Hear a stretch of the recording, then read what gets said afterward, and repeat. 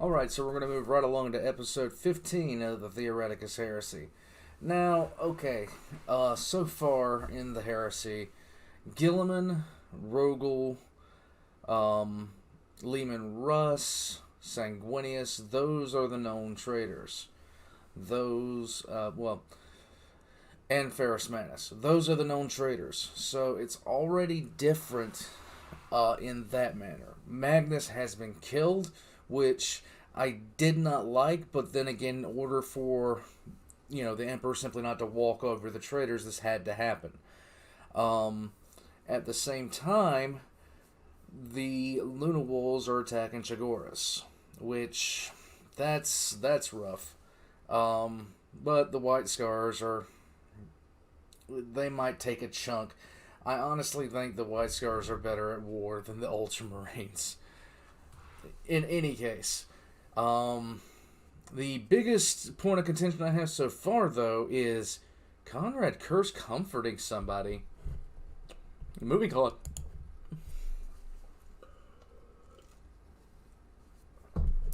I wouldn't want Conrad Curse. If Conrad Curse is comforting you, things have gone seriously tits up. Vulcan, the Lord of Fire, Primarch of the Salamanders, was beloved by most of his brothers and by the people of the worlds he brought into compliance. He was seen as a gentle giant who would unleash his fury to defend those he deeply cared for. It's always funny, though, to find that the kindest and gentlest souls can be driven to acts of such unimaginable cruelty. True. The Salamander's Legion had just finished a cleansing of the world of Kalek, driving to extinction the native Xenos population, powerful reptilian hominids that towered over the average Astartes. It transpired that the Kalekid had developed an advanced philosophy concerning their disgust of war, and had restricted such armed combat in such a way that it was kept contained within vast slaughterhouses. These slaughterhouses were massive in size, several kilometers in diameter. Having ascertained why the Kalekid had assembled within their slaughterhouses, the Salamanders prepared to face them in honorable combat. However, Vulcan received word that the Emperor requested his immediate aid. Vulcan took the opportunity to refuse to engage the Kalekid within their marked-out fields of battle, and simply had the species destroyed en masse from afar. When Vulcan returned to his flagship, the Flame-Wrought, he was surprised to see a party of Ultramarines awaiting his return. The leader of this group of Ultramarines, Freitas Augustin, claimed to have urgent news for the Primarch. Vulcan said that it would have to wait, for he had been summoned by the Emperor himself. Augustin stated that this was far more important. Okay, the one thing I can see the Salamanders turning for is if their families were put under threat.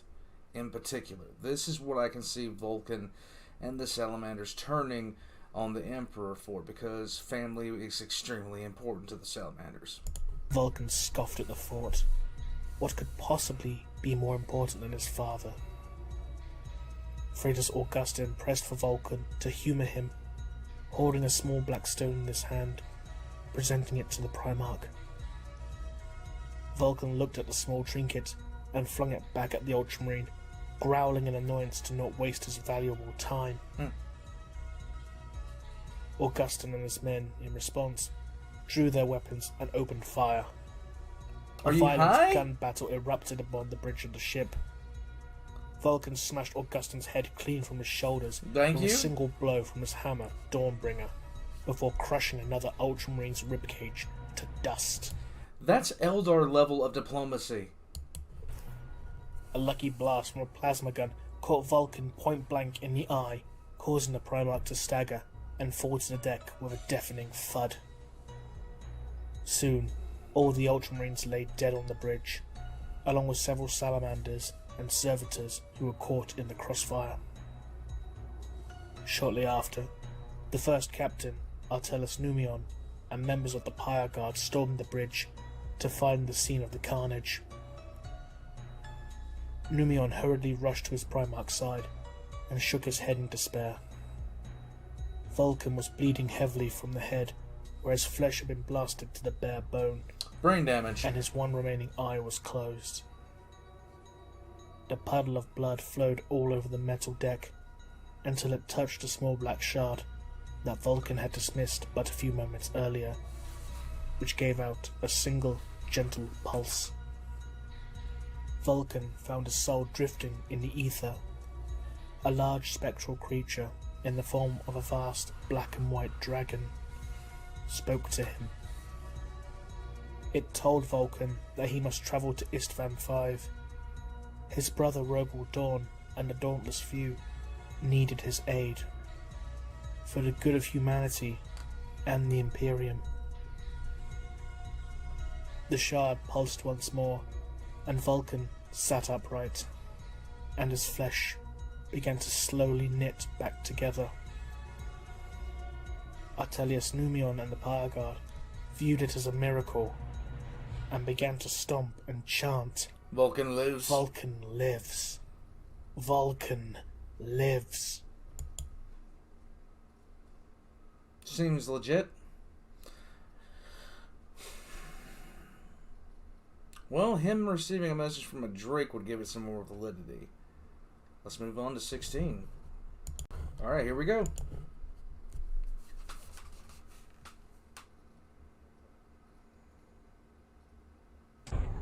Lorgar took the shard of black glassy stone into his hand and felt its energy pulsate from it.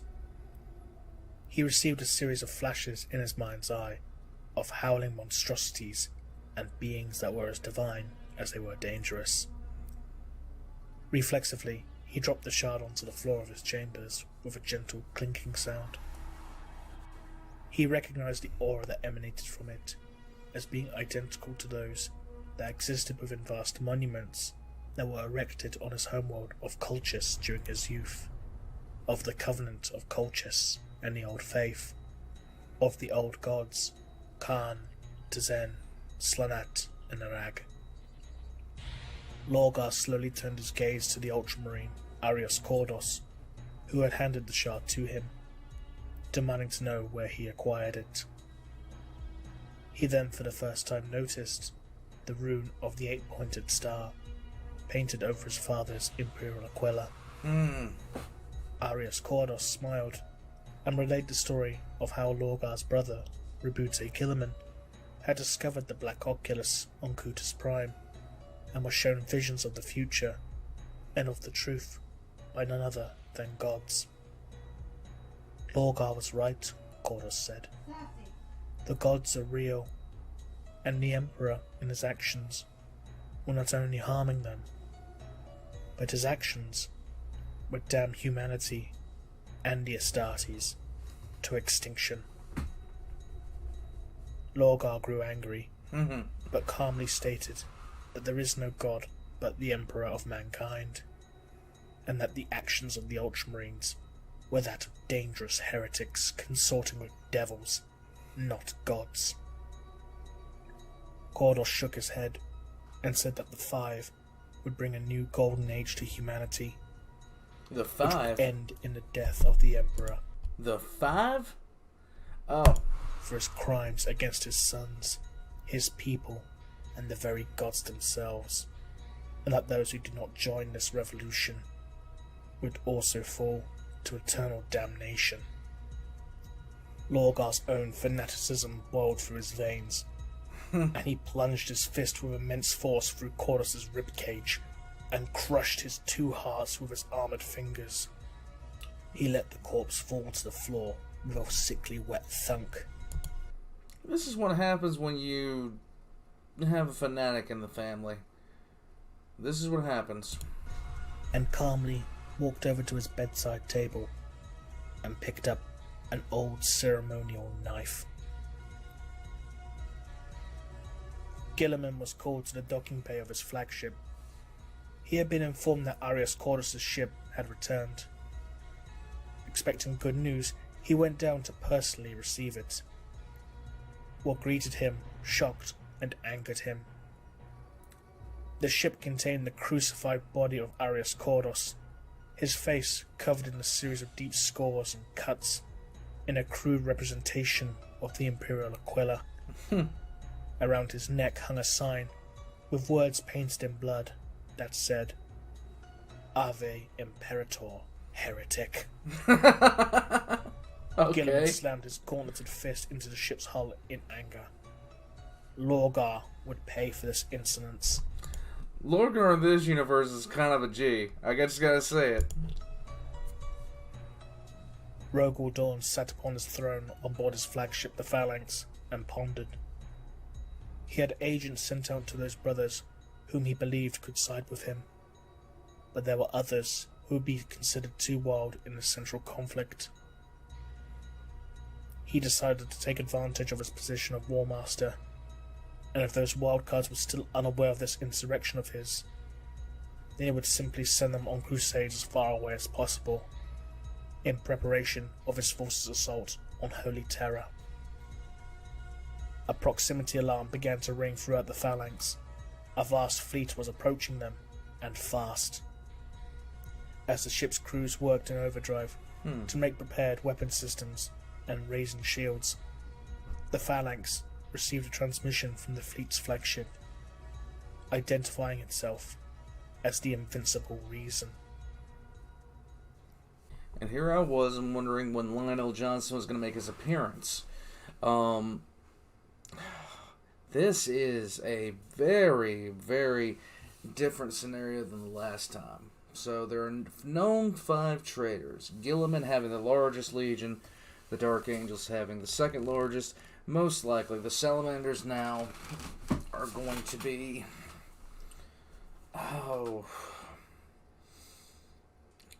the Salamanders they were always going to be the hardest to turn. But I think I am liking the way he's doing this. We'll see. We'll see about how this actually works.